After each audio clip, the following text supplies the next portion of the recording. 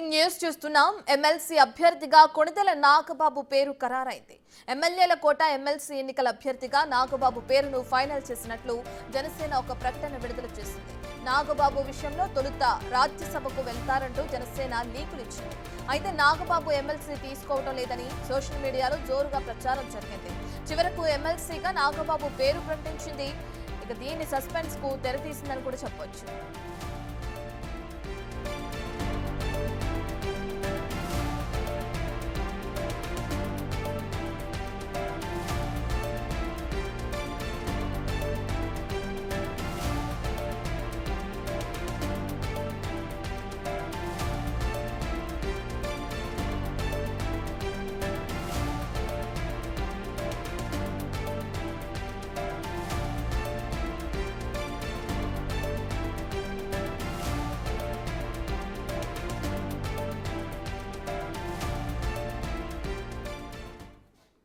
ఇదే విషయానికి సంబంధించిన పూర్తి డీటెయిల్స్ అందించడానికి మా ఎగ్జిక్యూటివ్ ఎడిటర్ అశోక్ లైవ్ లో జాయిన్ అవుతున్నారు. రైట్ అశోక్, ఇప్పటికే పవన్ కళ్యాణ్ అన్న కొణిదెల నాగబాబు పేరు ఇప్పుడు ఎమ్మెల్సీ అభ్యర్థిగా ఖరారవడం మనం చూస్తున్నాం. సంబంధించిన డీటెయిల్స్ ఏంటి?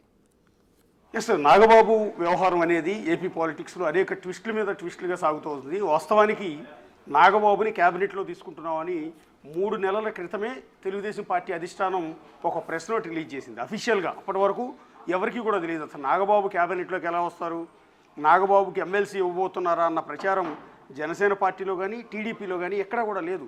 అది డైరెక్ట్గా స్వయంగా చంద్రబాబు నాయుడు సంతకంతో టీడీపీ అఫీషియల్గా రిలీజ్ చేసిన లెటర్లో త్వరలో నాగబాబుని క్యాబినెట్లోకి తీసుకుంటున్నామంటూ ప్రకటించారు. అప్పుడే దీని మీద విపరీతమైన డిస్కషన్ నడిచింది. ఒకటి, ఎమ్మెల్యే కూడా కాని వ్యక్తిని క్యాబినెట్లోకి ఎలా తీసుకుంటారు అనేది ఒకటి, పవన్ కళ్యాణ్ సోదరుడు అయినందుకు మంత్రిని చేసేస్తారో అంటూ ఇంకొకటి, ఇట్లా అటు వైఎస్ఆర్ కాంగ్రెస్ పార్టీ నుంచి, ఇటు జనసేన పార్టీ నుంచి, అలాగే టీడీపీలో ఉన్న ఒక సెక్టార్ నుంచి విపరీతమైన వివాదాలు, ఆరోపణలు, చర్చలు సోషల్ మీడియాలో సాగాయి. పర్టికులర్గా నాగబాబుని, అంటే గతంలో పవన్ కళ్యాణ్ తాను కుటుంబ రాజకీయాలకు దూరంగా ఉంటానని, కుటుంబ సభ్యుల్ని రాజకీయాల్లోకి రానియబోనంటూ ఆయన ఇచ్చిన స్టేట్మెంట్ల నేపథ్యంలో ఆ వీడియోలన్నీ కూడా తీసి వైఎస్ఆర్ కాంగ్రెస్ పార్టీ సోషల్ మీడియాలో కూడా రన్ చేసింది. మరి ఇప్పుడు దీనికి ఏం సమాధానం చెప్తావు అనేది ఒకటి. ఇక జనసేన పార్టీలో అంతర్గతంగా కూడా నాగబాబుని క్యాబినెట్లోకి తీసుకుంటున్నారు అనగానే కొంత చర్చ, విమర్శనాత్మకమైన చర్చ జరిగింది. ఎందుకంటే జనసేన పార్టీలో ఇప్పుడు కందులు దుర్గేష్ మినిస్టర్గా ఉన్నారు, పవన్ కళ్యాణ్ డిప్యూటీ సీఎంగా ఉన్నారు. సో వీళ్ళిద్దరూ కూడా కాపు సామాజిక వర్గానికి సంబంధించిన వాళ్ళు.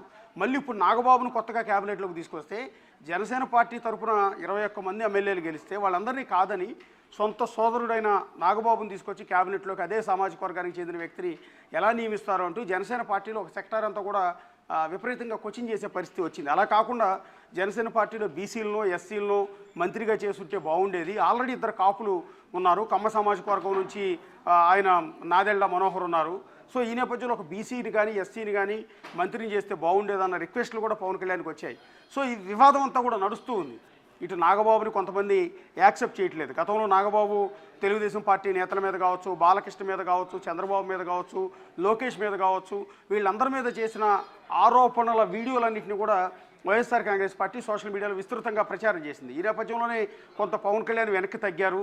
తన సొంత సోదరుడైన నాగబాబుని క్యాబినెట్లోకి తీసుకొస్తే, ఆయనకి ఎమ్మెల్సీ ఇప్పిస్తే, సో ఇదంతా సమాధానం చెప్పుకోవాల్సిన పరిస్థితి వస్తుంది. ఒకటి, జనసేన పార్టీలో అంతర్గతంగా సమాధానం చెప్పుకోవాల్సి వస్తుంది, వైఎస్ఆర్ కాంగ్రెస్ పార్టీకి సమాధానం చెప్పాల్సిన పరిస్థితి అనివార్యంగా ఏర్పడుతుంది. ఎందుకు నీ సొంత సోదరుడు అంటే ఇంతమంది 21 మంది ఎమ్మెల్యేలు ఉండగా వాళ్ళందరినీ కాదని నీ సోదరుడిని తీసుకొచ్చి మంత్రి ఎందుకు చేస్తున్నావు అని ఎవరిని అడిగితే సమాధానం చెప్పాల్సిన పరిస్థితి ఉంటుంది. అలా అయితే మరి చంద్రబాబు నాయుడు సీఎం, ఆయన కొడుకు నారా లోకేష్ మంత్రిగా ఉన్నారు కదా అని చెప్పుకోవచ్చు. కానీ దీని నాగబాబు ఇష్యూని మాత్రం వైఎస్ఆర్ కాంగ్రెస్ పార్టీ వేరే లైన్లోకి తీసుకెళ్తుంది. ఈయన కనీసం ఎమ్మెల్యేగా కూడా గెలవలేదు అంటే, మరి గతంలో లోకేష్ కూడా ఎమ్మెల్యేగా గెలవలేదు. గెలవకపోయినా కూడా 2014-19 మధ్యలో ఆయన మంత్రిగా తీసుకున్నారు, ఎమ్మెల్సీ ఇచ్చి మరి. సో అదే క్రమంలో నాగబాబుని లోకేష్తో కంపేర్ చేస్తారంటే ఆ ఈక్వేషన్స్ కూడా ఎక్కడ సెట్ అవ్వట్లేదు. సో ఈ వివాదాల నేపథ్యంలోనే నిన్న మీడియా ప్రతినిధులు జనసేన పార్టీ ఆఫీస్కి వెళ్ళినప్పుడు కొన్ని లీకులు ఇచ్చారు. అదేంటంటే ఈ వస్తున్న వివాదాలు, విమర్శలు, సోషల్ మీడియాలో జరుగుతున్న దుష్ప్రచారం, వీటన్నిటికీ చెక్ పెట్టేందుకు నాగబాబుని ఎమ్మెల్సీగా తీసుకుని క్యాబినెట్లోకి పంపించడం కాకుండా ఆయన్ని రాజ్యసభకు పంపిస్తే, అంటే పెద్దల సభకు పంపిస్తే హుందాగా ఉంటుంది అన్న చర్చని పవన్ కళ్యాణ్ తీసుకొచ్చారు. 2 రోజుల క్రితం పవన్ కళ్యాణ్ చంద్రబాబు నాయుడుతో కూడా భేటీ అయ్యారు. ఆ భేటీ అయిన సందర్భంలో కూడా నాగబాబుకి మంత్రి పదవి వద్దు, ఎమ్మెల్సీగా కూడా వద్దు, ఆయన రాజ్యసభకు పంపిద్దామని రిక్వెస్ట్ చేసినట్టు, దాన్ని చంద్రబాబు నాయుడు అంగీకరించినట్టు, ఇటు నాగబాబు కూడా రాజ్యసభకు వెళ్ళటానికే ఇంట్రెస్ట్ చూపిస్తూ ఉన్నారు, మంత్రి పదవి వద్దని చెప్తున్నారు అంటూ జనసేన పార్టీ ఆఫీస్ నుంచే మీడియాకు లీకులు అందాయి. ఎగ్జాక్ట్లీ ఇది లీకులు అందాయి. ఆ లీకులు అందిన వెంటనే అన్ని ఛానల్స్తో పాటు బిగ్ టీవీలో కూడా ఇదే అంశాన్ని మనం ప్రసారం చేసాం. నాగబాబు క్యాబినెట్లోకి వెళ్ళట్లేదు, ఎమ్మెల్సీ లిస్టులో కూడా లేడు, ఆ ఎమ్మెల్సీని వేరే వాళ్ళకి ఇచ్చే అవకాశం ఉంటుంది, ఆయన రాజ్యసభకు వెళ్ళబోతున్నారు అంటూ మీడియా మొత్తం టెలికాస్ట్ చేసింది. సోషల్ మీడియాలో కూడా రకరకాల కథనాలు వచ్చాయి. ఇవన్నీ కూడా కేవలం జనసేన పార్టీ నుంచి వచ్చిన లీకుల్ని బేస్ చేసుకుని. సో ఇది నిజంగా చర్చ జరిగిందా? చర్చ జరగకపోతే, ఈ నిర్ణయం తీసుకోకపోతే ఎందుకు మీడియాకి ఈ రకమైన లీకులు జనసేన పార్టీ ఇచ్చింది? నాగబాబు రాజ్యసభకు వెళ్తున్నాడు అని అంశం ఎవరికి థాట్ కూడా లేదు, ఎవరికి ఆలోచన కూడా లేదు. ఎందుకంటే విజయసాయిరెడ్డితో రాజీనామాతో ఖాళీ అయిన ఆ రాజ్యసభ స్థానాన్ని టీడీపీ ఎవరికో ఇస్తుందని భావించారు కదా, అది నాగబాబుకే ఇస్తున్నారంటూ జనసేన పార్టీ ఆఫీస్ నుంచి చెప్పారు. సో ఇలా చెప్పి ఇదంతా చర్చ జరుగుతున్న సందర్భంలో అకస్మాత్తుగా మళ్ళీ ఇవాళ హుటాహుటిన అదే జనసేన పార్టీ ఒక నిర్ణయం తీసుకుని నాగబాబుని ఎమ్మెల్సీగా పంపిస్తున్నాం అంటూ కొద్దిసేపటి క్రితం ప్రకటన జారీ చేశారు. సో ఇదంతా ఎందుకు జరుగుతోంది అనేది ఎవరికి కూడా అర్థం కావట్లేదు. అసలు నిన్న సాయంత్రం కనుక లీకులు ఇవ్వకపోతే ఎవరికి ఏ ఇబ్బంది ఉండేది కాదు, ఎవరికి పెద్ద చర్చ జరుగుండేది కాదు. మండలికి ఆటోమేటిక్గా నాగబాబు వెళ్తున్నారని అన్ని టీవీ ఛానల్స్ కూడా టెలికాస్ట్ చేసాయి. నిన్నటి వరకు నిన్న జనసేన పార్టీ ఆఫీస్ నుంచి వాళ్ళు లీకులు ఇచ్చే వరకు కూడా ఈ ఎమ్మెల్సీ 5 ఎమ్మెల్సీలు అంటే ఎమ్మెల్యే కోట ఎమ్మెల్సీ లిస్టులో ఆయన వెళ్ళబోతున్నారు అనేది చర్చ జరుగుతుంది. ఆల్రెడీ చంద్రబాబు నాయుడు ఆయన క్యాబినెట్లోకి తీసుకుంటున్నారని ప్రకటించేశారు కూడా, కాబట్టి ఎలాంటి ఇబ్బందులు ఉండవని భావించారు. కానీ వాళ్లే లీకులు ఇచ్చి మళ్ళీ వాళ్లే ఆ లీకులను వెనక్కి తీసుకుని ఇప్పుడు ఆయన ఎమ్మెల్సీగా వెళ్ళబోతున్నారు అంటూ ఇప్పుడు కొద్దిసేపటి క్రితం ప్రకటించారు. సో ఈ నేపథ్యంలో మరొక చర్చ జరుగుతుంది. ఈలోపు ఏమైంది, ఒకవేళ లీకులు ఇచ్చినట్టే ఇచ్చి సో దాని మీద వచ్చిన రియాక్షన్స్ని బట్టి దాని నిర్ణయాన్ని మార్చుకుందామన్న ఆలోచనతో ఈ రకంగా చెప్పుకుంటారా ఏంటనేది డిస్కషన్ జరుగుతుంది. సో ఇప్పుడు ఎట్టకేలకు ఇప్పుడు రాజ్యసభకు అయితే వెళ్ళట్లేదు నాగబాబు, ఎమ్మెల్సీగా మండలిలో అడుగుపెట్టి మంత్రిగా కూడా క్యాబినెట్లోకి రాబోతున్నారు. ఏ శాఖ ఇవ్వబోతున్నారు అనేది ఇప్పుడు చూడాల్సి ఉంటుంది. తమ్ముడు డిప్యూటీ సీఎంగా ఉంటే అన్న మంత్రిగా రాబోతున్నారు. సో ఆయనకి ఇచ్చే శాఖ ఏంటి అనేది ఇప్పుడు వెరీ ఇంట్రెస్టింగ్గా ఉంది.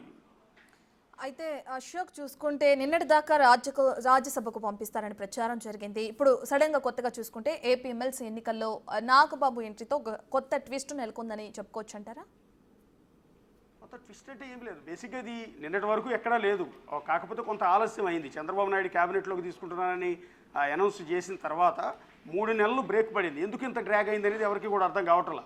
సో దీనికి సంబంధించి ఆ తర్వాత నాగబాబు కూడా ఎక్కడ మాట్లాడాలి, అంటే క్యాబినెట్లోకి తీసుకునే అంశం మీద కూడా ఎక్కడ నాగబాబు ప్రకటన చేయడం కానీ ఇంకోటి కానీ లేదు. సో కొంత ఆలస్యం అయ్యేటప్పటికీ ఏం జరుగుతుంది జనసేన పార్టీ టీడీపీలో, ఎందుకు దీన్ని కొంత ఆలస్యం చేస్తూ వస్తున్నారు, డ్రాగ్ చేస్తూ వస్తున్నారన్న డిస్కషన్ మాత్రం ఉండింది. ఈలోపు అదే జనసేన పార్టీ ఇదే రకమైన లీకులు ఇచ్చింది, ఆయన రాజ్యసభకు వెళ్తున్నారు ఎమ్మెల్సీగా రావట్లేదు అని.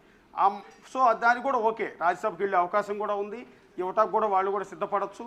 సో ఈ మంత్రి పదవిని వేరే వాళ్ళకి ఇవ్వచ్చు, ఈ ఎమ్మెల్సీ పదవిని వేరే వాళ్ళకి ఇవ్వచ్చు అని కొంత చర్చ జరిగిన నేపథ్యంలో మళ్ళీ అకస్మాత్తుగా నిర్ణయం మార్చుకుని మళ్ళీ ఆయన మండలికే వెళ్తున్నారు అంటే క్యాబినెట్లోకి వస్తున్నారు అనేది ఇప్పుడు ఒక ఇన్స్ట్రక్షన్ ఇచ్చారు.